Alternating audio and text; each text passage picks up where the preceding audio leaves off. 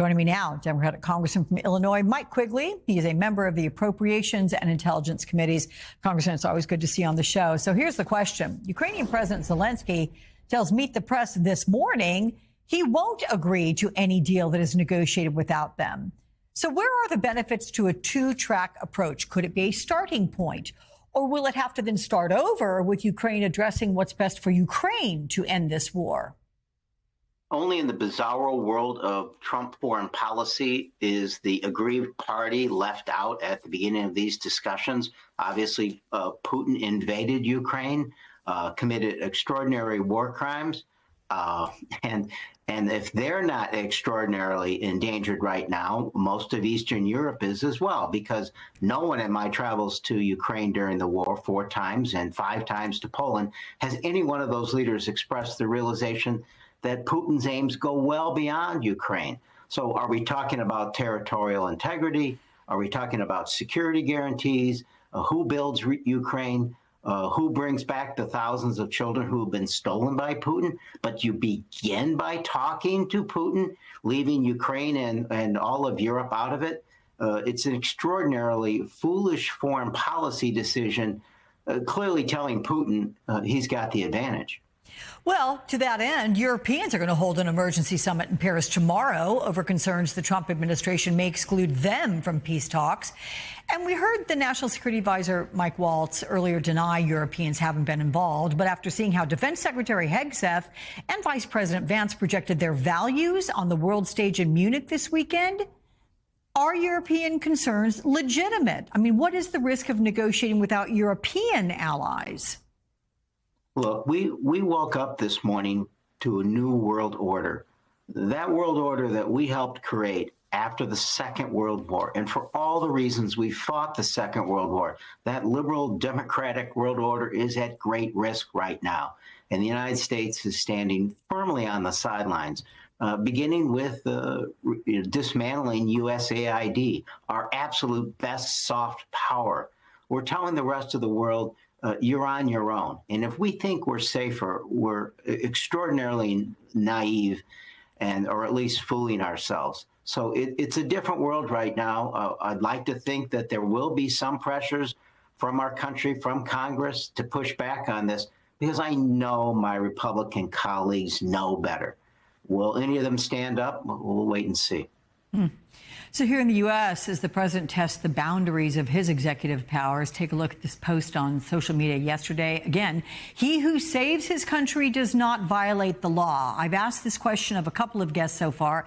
Your turn. What was he projecting there? The first step toward an autocracy. You know, when we say things like that, people imagine you're being hyperbolic.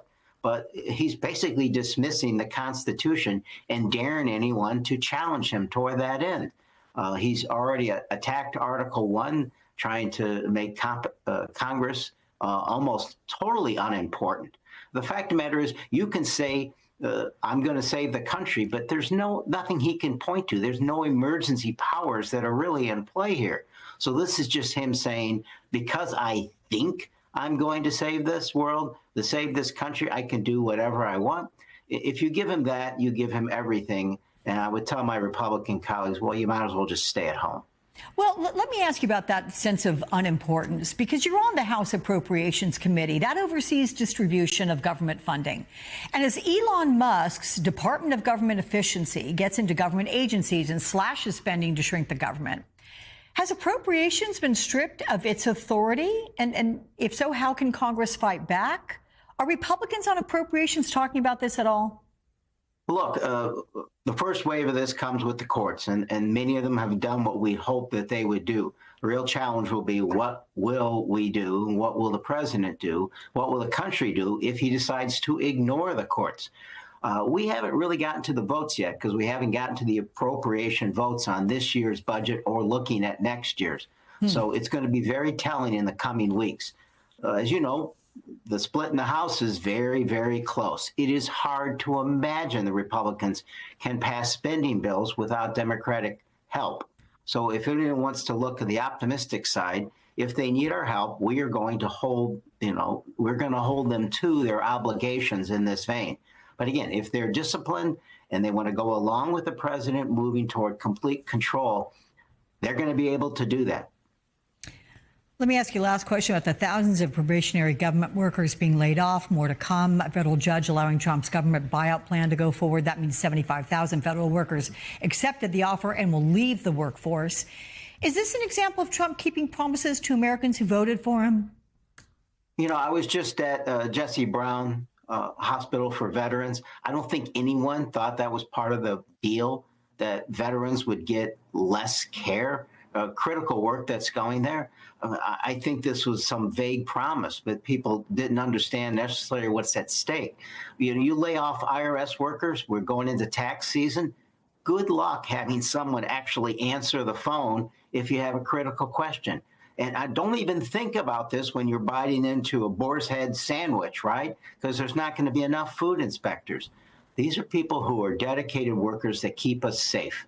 These are people who have saved. The inspector generals he fired, inspectors general, saved this country $90 billion last year. I think people should look into Elon Musk, the fact that he's cutting agencies that are actually investigating him and his interests. So this isn't about saving money. This is about corruption. I'm from Chicago. I've seen it firsthand. That's what this administration is heading toward. Okay. Congressman Mike Quigley, always good to talk with you. Thank you so much.